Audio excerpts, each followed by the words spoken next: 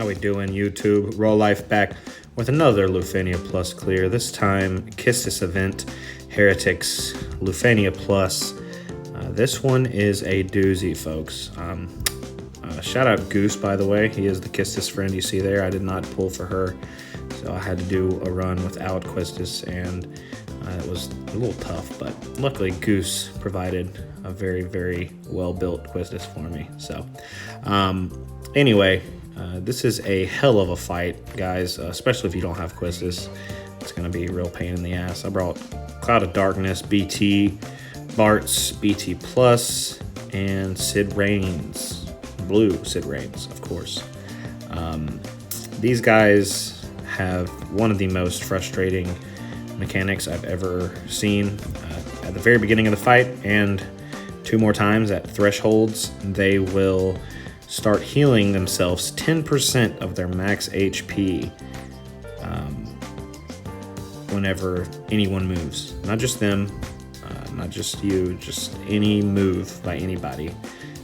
They heal themselves 10% of their max HP, which is miserable. The only way to get through that is to delay them 3 turns.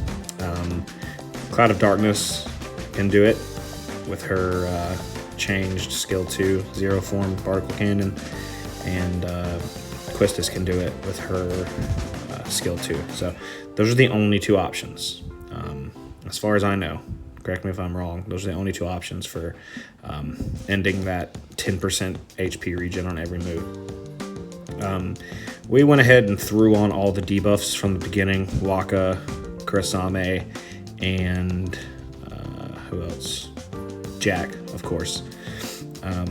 This whole fight is basically trying to get Cloud of Darkness's stacks at 5 when she needs them to be, because her skill 2 only will push off the HP regen if she's at 5 stacks of darkness, which is her overhead. As you can see, I'm very close to having one of my debuffs fall off, so this was a little bit of a stressful time here, because if he moves again, he's gonna drop one of those debuffs, and we need all the debuffs on here.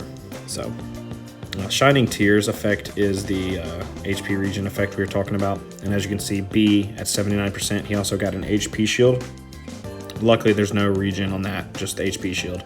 But at 29%, they each get the regen and the HP shield. So that can be a pain. We actually let A keep his regen for a while here because we are trying to kill them one at a time. We want to get B all the way dead before we start working on A. And the main thing for this strategy is just not letting A fall below 80%, because 80% is where the Lufenia orb appears. As you can see, B has already got his orb going, and it's very tight.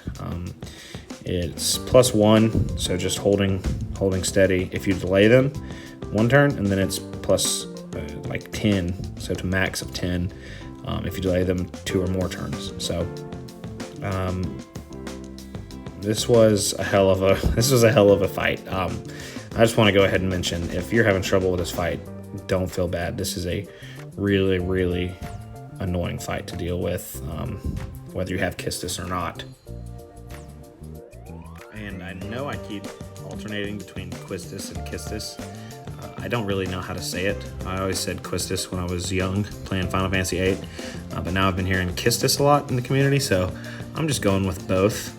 Just kind of fence walking on that. So let me know in the comments how you pronounce Quistis or Quistis. Back to it.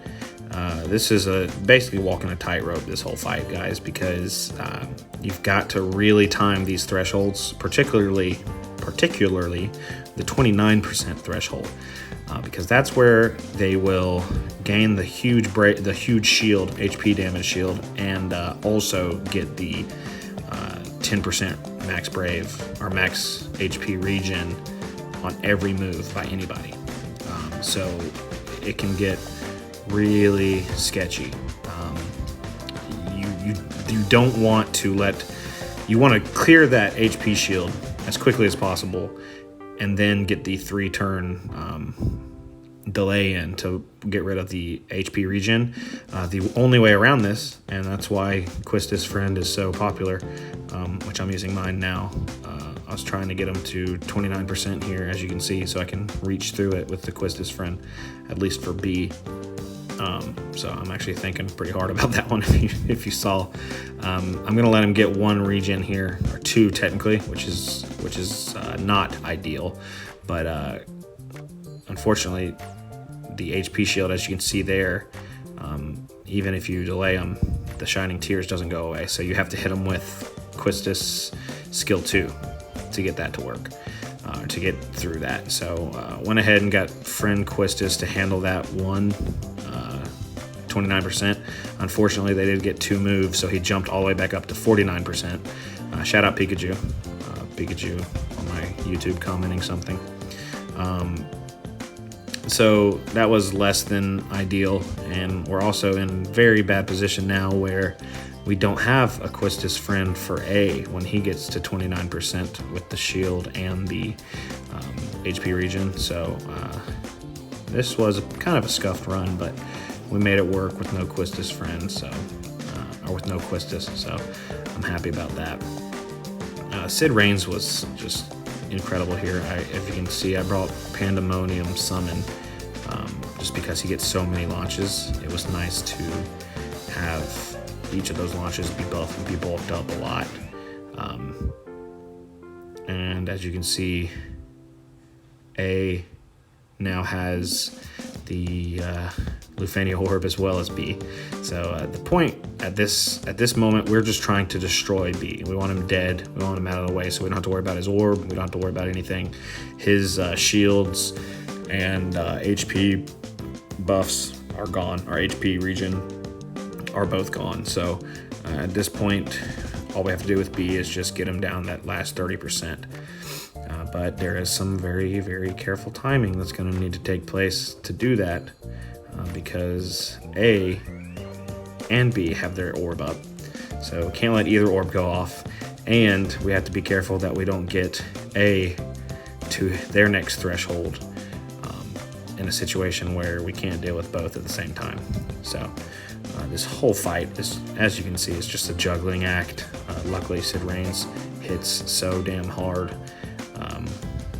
that he made it a lot more bearable.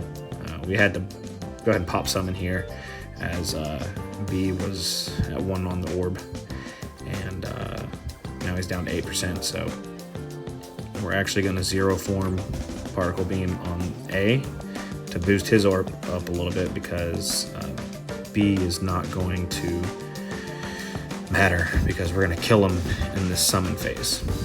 So at that point, we're going to move on to the kind of the final part of the run, which is focusing A down, getting him across those thresholds very carefully when we have Cloud of Darkness set up with her 5 stacks ready to go to end the HP regen or the shield, whichever one. I'm saving a Sid Reigns LD.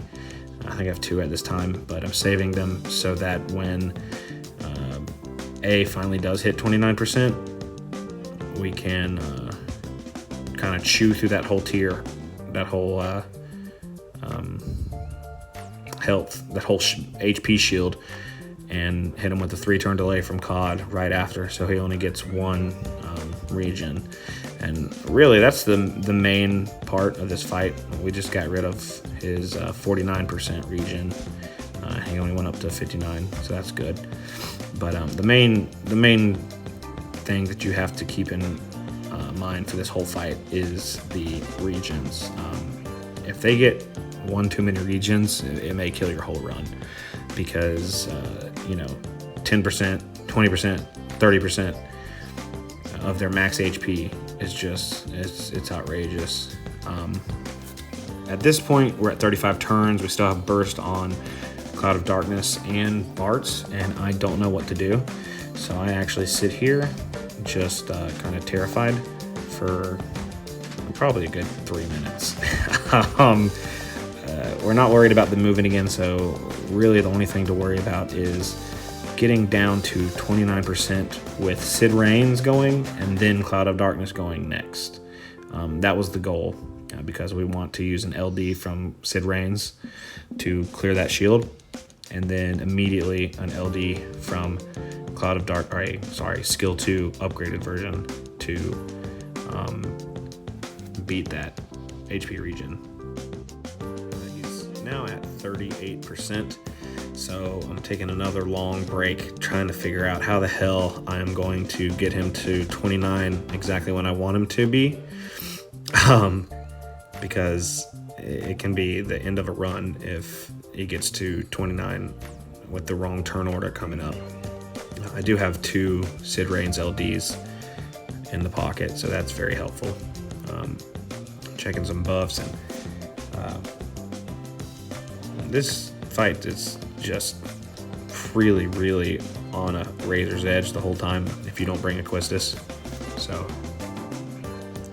we ended up deciding to Brave attack in that chase so that we didn't get him to 29% without 5 stacks on COD. So as you see there, COD just hit 5 stacks, so they're ready to get rid of the max HP 10% regen, but he also got a shield here, so hopefully this LD from Reigns will be enough to get him down, and it is. So the HP shield is gone. He only got 2 recoveries, and we ended Shining Tears with Cloud of Darkness. So at this point, you're in the true home stretch. You've got to get the 40% left on this boss. I've got 18 turns left. I may have made a mistake here. Let me know in the comments. I was really wondering, do I want to burst with Bartz and get his burst effect going again, because his burst effect just ended, or with COD and get some pure damage? Well, I mistakenly assumed I'd be hitting pretty well even without Bart's BT effect up, and I was not. So it was actually pretty tight. I think that if I would have bursted with Bartz, it may have been even better. But as you see there, I made the final decision. I said, all right, fuck it, I'm gonna burst with COD. So we burst with COD, and we're hitting basically for trash the rest of the fight. But the Zero Form Particle Beams bump that Lufenia orb way up, and then she's got some chip damage all the time. Every time someone moves, her burst effect's hitting a little bit more. So, I mean, it ended up working out, obviously, or I wouldn't have posted the video, but it was tight. It was very close, and probably made the wrong decision there, but we made it. The end of this fight, this last 23%, or last 30% really, I'm really leaning heavily on Sid Reigns. His launches are just so beefy. Bartz is battering every one of his turns. His Brave Plus Plus does some damage, but it mainly is battering because we're just hitting pitiful for Brave. So I'm needing some battery. Luckily, Sid Reigns is a god, and just see the damage he can do even when you're not doing great Brave damage. We're down to 4%, 50 turns, and we're almost home free. So I really appreciate you taking the time to watch it. If you don't mind subscribing, liking, if you like videos like this, I do a lot of runs.